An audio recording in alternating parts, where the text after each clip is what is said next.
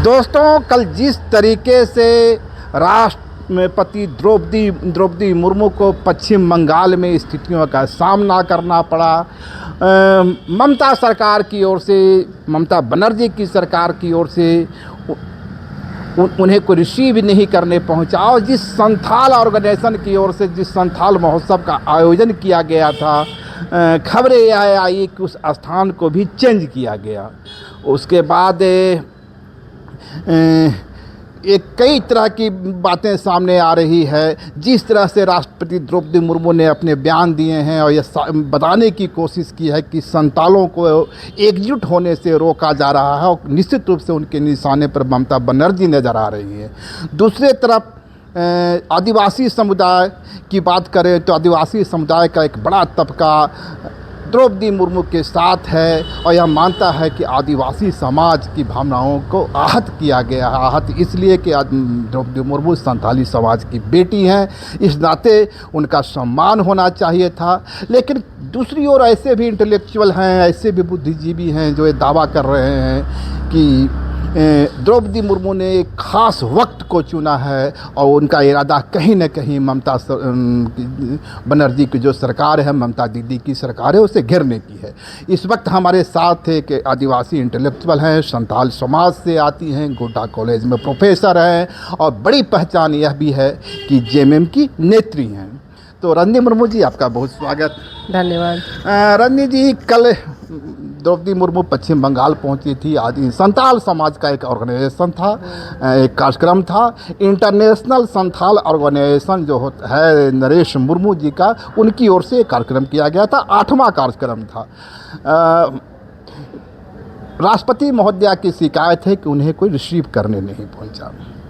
दूसरी जो उनकी शिकायत है, या उनका जो पीड़ा है, उनकी पीड़ा ही कहें तो बेहतर होगा कि जो जगह अलाउट हुआ था, उस जगह को पश्चिम बंगाल सरकार की ओर से कहीं न कहीं कानून व्यवस्था का हवाला देते हुए बदल दिया गया, और वो जगह बहुत छोटी थी। जबकि जिस जगह की मांग की गई थी, वहाँ करीबन 5 लोग आराम से समाहित हो सकते थे। इसे आप किस रूप में लेते हैं? क्या वास्तव में आदिवासी समाज की भावनाओं का ममता बनर्जी आहत कर रही हैं? देखिए, द्रौपदी मुर्मू जी माननीय हैं और राष्ट्रपति हैं, ये बात बिल्कुल ठीक बात है। लेकिन वो जिस पार्टी या विचारधारा को सपोर्ट कर रही हैं या मानती हैं, तो उनको आप देख लीजिएगा, वो आदिवासी समाज जो अपने आप को अलग धर्म या अलग संस्कृति के रूप में चिन्हित करने के लिए पूरे देश में लड़ रहा है और चाहता है कि उसकी अपनी अलग पहचान बने, वहीं पर हमारी जो राष्ट्रपति जी हैं वो कहीं न कहीं आदिवासी समाज को हिंदू बनाने की प्रक्रिया में लगी हुई हैं। तो आदिवासी समाज की ठीक है, वो जेनेटिकली आदिवासी ज़रूर है, इसमें कोई डाउट नहीं है। लेकिन अगर समाज की बात करें तो वो समाज से तो अलग है, और वो कहीं न कहीं कन्वर्ट कर रही हैं आदिवासियों को हिंदू में। और हिंदू में अगर वो कन्वर्ट होते हैं तो निश्चित रूप से आदिवासियों को तो ब्राह्मण नहीं माना जाएगा, उनको तो शूद्र ही माना जाएगा। शूद्र ही माना जाता है, तभी तो आज हमारे झारखंड में इतनी आदिवासियों के साथ शोषण हो रहा है, अत्याचार हो रहा है, या उनकी ज़मीनें लूटी जा रही हैं। तो शूद्र होने का ही नतीजा है। आप मान रहे हैं कि ये लूटने लायक लोग हैं, प्रताड़ित करने लायक लोग हैं। तो विचारधारा की बात है, वो भले ही वो जन्म से आदिवासी हैं, लेकिन विचारधारा वो एक कट्टरपंथी और संघी मानसिकता का नेतृत्व कर रही है। रजनी जी, ये बात ठीक है, मैं आपके दावे को काट नहीं रहा हूँ, पर एक बात तो सच है ना कि इसी संघी विचारधारा ने देश को पहली बार कोई ट्राइबल विमेन राष्ट्रपति के रूप में दिया है। जिन विचारधारा की आप बात कर रहे हैं, सेकुलर जमात की, उन्होंने तो कभी ट्राइबल प्रेसिडेंट दिया नहीं देश को। बिल्कुल, इस बात के लिए देखिए कांग्रेस की हम आलोचना कर सकते हैं कि उन्होंने एक आदिवासी को कभी मौका नहीं दिया। लेकिन इसका अर्थ ये नहीं है कि हम उसके लिए बीजेपी को धन्यवाद करेंगे, क्योंकि बीजेपी अगर किसी आदिवासी को एक बड़ा पद देती है तो उसके पीछे उसका गहरा जो है स्वार्थ छुपा हुआ रहता है। क्या स्वार्थ हो सकता है? स्वार्थ यही है कि हमने आपके समुदाय के व्यक्ति को, है ना, एक महिला को सबसे ऊंचे पद पर बैठा दिया, इसके बाद अब आप शिकायत मत करिए, इसके बाद हम आपकी जंगलें लूटेंगे, आपका छत्तीसगढ़ में जंगल काटेंगे, हंसदेवा का जंगल। है ना, जंगल काटेंगे, आपके लोगों को नक्सली बोल कर के उनकी हत्या करेंगे, है ना, कानूनी हत्या करेंगे, ठीक है। तो इस एक महिला, एक आदिवासी महिला को आप ऊंचे पद पर बैठा करके उनको सम्मान दे करके उनके एवज में आप आदिवासियों से उनकी कीमत कितनी बड़ी आप वसूल रहे हैं, ठीक है। आप ये तो पर्दा डालने के लिए आपने ऐसा किया है, तो ये कोई तारीफ़ करने की चीज़ तो नहीं है। लेकिन इतना तो मानेंगे आपकी कि जिस तरह उनका प्रोटोकॉल का पालन नहीं किया गया, दीदी वहाँ नहीं पहुँची कार्यक्रम में उन्हें रिसीव करने, यह तो कहीं ना कहीं प्रोटोकॉल का उल्लंघन तो था। एक राष्ट्रपति के रूप में उनसे तमाम मतभेद हो सकते हैं, लेकिन राष्ट्रपति की तो अपनी गरिमा होती है ना, दीदी को तो उसका सम्मान करना ही चाहिए था। विचारधारा की लड़ाई में, है ना, बहुत सारी चीज़ों को, छोटी छोटी इन प्रोटोकॉल जैसी छोटी चीज़ों को छोड़ना पड़ता है। प्रोटोकॉल छोटी चीज़ कैसे होगी? देश की राष्ट्रपति हैं, हमारे देश की प्रथम नागरिक हैं। चलिए मान लेते हैं, आप इसके लिए आलोचना कर लीजिए, है ना, और इससे ज़्यादा क्या ही कर सकते हैं, आप आलोचना कर लीजिए। लेकिन आप ये मत कहिए कि आदिवासी महिला है तो इसलिए मेरे लिए सिंपैथी मिलना चाहिए, ऐसा नहीं है। ठीक है, आप राष्ट्रपति हैं तो इसके लिए आप आलोचना कर लीजिए, ज़्यादा से ज़्यादा आप क्या करिएगा। पर जिस तरह से द्रौपदी मुर्मू ये कह रही हैं कि कहीं न कहीं ममता दीदी की कोशिश, ममता सरकार की कोशिश संतालियों को एकजुट होने से रोकना है, इसके अंदर कोई पॉलिटिकल बू आती है क्या? संथालियों को एकजुट वो क्यों कर रही हैं? सबसे पहली बात, वो जब भाषण देती है, आप उनका भाषण सुनिए, है ना, वो हमेशा ही हिंदुत्व की बात करती हैं। इसमें गुनाह कहाँ हो गया? तो आप जो आदिवासी समाज में, फिर से वही रिपीट कर रही हूँ, जो आदिवासी समाज अपने आप को हिंदू कहने से नफरत कर रहा है, बुरा मान जा रहा है, ऑफेंड हो जा रहा है, आप उसको फिर हिंदू बोल रही हैं, तो फिर तो आप फिर आदिवासी विरोधी, आपको कहने में हमें क्या दिक्कत होगी? आप आदिवासी विरोधी हैं, आप बरगला। राष्ट्रपति द्रौपदी मुर्मू तो ऐसा नहीं है, इस आदिवासी समाज का एक बड़ा तबका, संथाली समाज का भी एक बड़ा तबका कहीं न कहीं हिंदुत्व को तो बरन कर चुका है ना, इससे उसके आदिवासियत पर तो प्रभाव नहीं पड़ेगा। हिंदुत्व को उन्होंने बरन नहीं किया, बल्कि जबरन वरन करवाया गया, ठीक है। आप कोई कास्ट सर्टिफिकेट अभी हम लोग बनाने जाते हैं, हमसे पूछा जाता है कि आपका धर्म क्या है ना। अगर हमने हिंदू नहीं बताया, ईसाई नहीं बताया, मुस्लिम नहीं बताया, तो उनका ऑटोमेटिक हिंदू में वहाँ पे कॉलम में चढ़ जाता है। तो ये तो सरकार की चाल है, आप उसका ब्रेन वॉश कर रहे हैं, उसके घर घर जा कर के आप उनको उनका जो पर्व त्यौहार में बदलाव ला रहे हैं। आदिवासी भी तो गाय का मांस खाते थे, आपने कानून ला करके उनका खाने का सिस्टम में बदलाव कर दिया। ये कैसे दावा कर सकते हैं कि आदिवासी ही का ऋग्वेद को पढ़ लिया जाए एक बार? ऋग्वेद क्यों पढ़ना है आदिवासियों को? मैं आदिवासी को पढ़ने की बात नहीं कर रहा हूँ, आप हिस्ट्री के प्रोफेसर रहे हैं, क्या ऋग्वेद के ज़माने में तमाम लोग गाय नहीं खाते थे क्या? तो क्या उसकी शुक्तियाँ नहीं मिलती है क्या? हाँ ठीक है, वो आप उस संदर्भ में कह रहे हैं तो ठीक है, लेकिन आदिवासी तो आज भी खाते थे ना, आज भी खा रहे थे, लेकिन आप कानून लेकर के आ गए और उसके खान पान पे आपने रोक लगा दिया। उनका स्वास्थ्य तो जो खाना उनको सस्ते में मिल रहा था, पौष्टिक खाना, प्रोटीन की मात्रा अधिक, जो भी, वो आपने उस पर बैन लगा दिया। वो तो गरीब है, उनकी ज़मीन जायदाद तो आप सब लूट के ले जा रहे हैं, वो गरीब है, उनको तो वो लोग तो कुपोषित हो गए हैं। नहीं, आपका कहने का निहार तो ये लग आता है कि द्रौपदी मुर्मू आदिवासी हो सकती हैं, संथाल की बेटी हो सकती हैं, बाकी संथाल समाज का जो सरोकात हैं, जो मुद्दे हैं, जो उनकी चुनौतियां हैं, उनके साथ वे खड़ी नजर नहीं। जहाँ तक भीड़ की बात है, भीड़ को तो देखिए आप कुछ भी बोल करके बुलवा लेते हैं, बहुत बार पैसे दे करके बुलाया जाता है, बहुत लोगों को बुलाया जाता है कि चलिए हेलीकॉप्टर देखने के लिए चले जाओ। लोग क्योंकि गांव से निकल नहीं पाते हैं, तो इसी बहाने घर से बाहर निकलते हैं घूमने के लिए।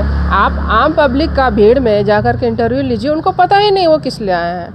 तो भीड़ को किसी भी तरीके से बरगला करके आप इकट्ठा कर लेते हैं, तो आप ये नहीं कहिएगा कि बड़ा आदिवासी समुदाय उनके साथ है, ऐसा कुछ नहीं है। आपको लगता है कि जिस तरह से महामहिम ने यह बयान दिया है, और ये चूँकि पश्चिम बंगाल में संथाल समाज की आबादी 5 से 6% है, और किसी भी वक्त इलेक्शन की चुनाव की घोषणा हो सकती, उसके 1 या 2 दिन पहले इस तरह के बयानात देना। झारग्राम से वहाँ पर एक आदिवासी विधायक है, अभी मंत्री भी है, वो वन मंत्री हैं, बीरभा हांसदा, है ना, तो वो तो आदिवासी समाज का नेतृत्व कर रही हैं, उनको तो सरकार में जगह मिला हुआ है।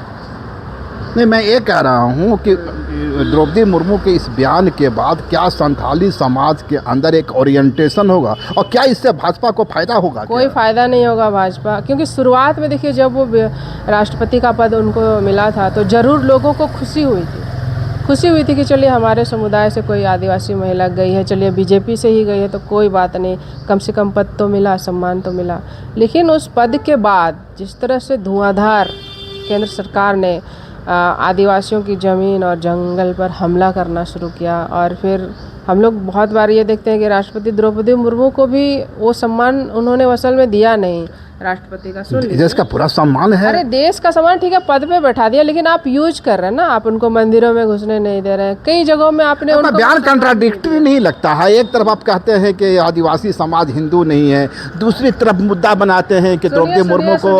आप कोई हिंदू नहीं है, इसका मतलब ये नहीं है कि आप उसको मंदिर में घुसने नहीं दीजिएगा। आप उनको एज अ गेस्ट आप इनवाइट कर रहे हैं। क्यों इनवाइट कर रहे हैं? फिर आप इनवाइट ही नहीं करना चाहिए, आप उनको बाहर क्यों खड़ा कर देते हैं?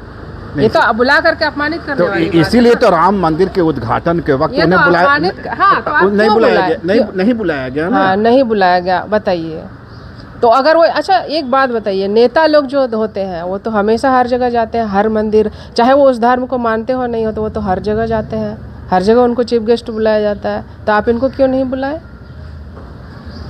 वहाँ जाने का मतलब ये थोड़े ना जो हम उस धर्म को ग्रहण कर लिए हैं। अरे नेताओं का तो काम है, वे संवैधानिक पद पर बैठा हुआ संवैधानिक प्रधान है। वास्तविक प्रधान तो प्रधानमंत्री होते हैं ना, इसलिए मोदी जी गए वहाँ उद्घाटन करने के लिए राम मंदिर। राष्ट्रपति भी जा सकती थी, क्यों नहीं गई वो? नहीं, आप ठीक कर रही हैं। ये जो सोमनाथ का मंदिर का उद्घाटन हुआ था, तब राष्ट्रपति रहते हुए राजेंद्र प्रसाद गए थे, पर अभी नहीं बुलाया गया उन्हें। तो शायद मन में भावना यह रही होगी कि ट्राइबल कम्युनिटी के हिंदुओं का तो ये मंदिर है, इसलिए नहीं बुलाया गया। फिर आप उसको हिंदू ही बनाते हैं, फिर तो कि आप खुद ही बता रहे हैं, है ना? और फिर आप उसको जबरन हिंदू बोलिएगा, आप बोलिएगा कि आदिवासी तो हिंदू ही है, और जब हिंदू मंदिर की बात आती है तो फिर आप उसको ट्राइबल बोल देते हैं। आपको क्या लगता है आदिवासी लोग जबरिया हिंदू हैं? हाँ, बिल्कुल जबरिया हिंदू। जैसे वो ईसाई में उनको जबरन, मतलब कि बहला फुसला करके जा जो भी करके कराया गया, उसी तरह ही फिर आप विवादित बयान दे रही हैं। ईसाइयों ने भी इस तरह से आदिवासियों को अपना कन्वर्ट किया बहला फुसला करके, और ये जो आरएसएस वाले हैं ये लोग भी आदिवासियों को बहला फुसला के हिंदू में ब्रेन वॉश करके अपना बोलते हैं कि तुम लोग हिंदू हो, तुम लोग ये हो, तुम लोगों को सरस्वती पूजा करना चाहिए, दुर्गा पूजा करना चाहिए, करवाते हैं। फिर साथ में बोलते हैं कि नहीं तुम अपना जहर थान में जा सकते हो। तो ये तो खिचड़ी बना दिया ना आदिवासियों को। इसको डाइवर्सिटी कहते हैं मैडम। नहीं, डाइवर्सिटी। फिर आप लोग भी तब रोजा रखिए, कल्चरल डाइवर्सिटी, रोजा रखिए, आप लोग भी मस्जिद में जाइए, है ना? और उन लोगों को भी अपने मंदिर में घंटी पंडित बनवाइए, फिर मुसलमानों को भी। वहाँ पे तो कोई डाइवर्सिटी नज़र नहीं आती है आप लोगों की। ये आदिवासियों के साथ ही आप लोगों को एकता में विभिन्नता करना है ना? खिचड़ी परोस। क्या लगता है जेएमएम जो ये लंबे समय से बृहत्तर झारखंड की मांग करती रही थी, अब तो जयराम महतो वहाँ कूद चुके हैं बीरभूम उस इलाके में, जेएमएम की ओर से कोई गतिविधि नज़र नहीं आती। तो क्या जेएमएम ने बृहत्तर झारखंड का सपना छोड़ दिया, गुरु जी का वह सपना? जेएमएम देखिए सरकार में है, दूसरा टर्म है उनका, आप उसको कैसे कह सकते हैं उसने क्या छोड़ा? वो तो आसाम तक भी अपना बना रहे हैं। आसाम में गतिविधि दिखाई दे रही है, तो दीदी को बाग ओवर देने की तैयारी है क्या? अब देखिए वो तो उसके बारे में हम क्या कहें। अच्छा ठीक है, हम लोग उसी मुद्दे पर आते हैं। आपको क्या लगता है कि जिस तरीके से द्रौपदी मुर्मू ने बयान दिए हैं, खासकर इलेक्शन के ठीक पहले ममता बनर्जी को टारगेट पर लिया है, इसके कोई राजनीतिक निहितार्थ हैं? देखिए, आप लोग जो बात बोलते हैं ना कि ये आदिवासी है, महिला है, एक बात बोलिए, जब हम लोग जब संविधान पढ़ते हैं ना, कानून की परिभाषा जब हम लोग पढ़ते हैं, तो वहाँ पे ऐसे जेंडर जैसा कुछ नहीं लिखा जाता है कि ये अपराधी होगा, ये स्त्री अपराधी नहीं हो सकती है, पुरुष नहीं हो सकता।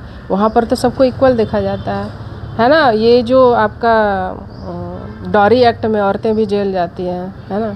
अभी आप दिल्ली में देख रही हैं कितनी महिलाएं, संघी महिलाएं मुसलमानों के खिलाफ जहर उगल रही हैं, गालियां दे रही हैं। तो महिला होने की वजह से हम उनको माफ़ थोड़े कर देंगे। अगर वो गलत है, गलत विचारधारा को प्रमोट कर रही हैं, आपराधिक प्रवृत्ति में लोगों को बढ़ावा दे रही हैं, उकसा रही हैं, तो हम तो उनके साथ नहीं हैं।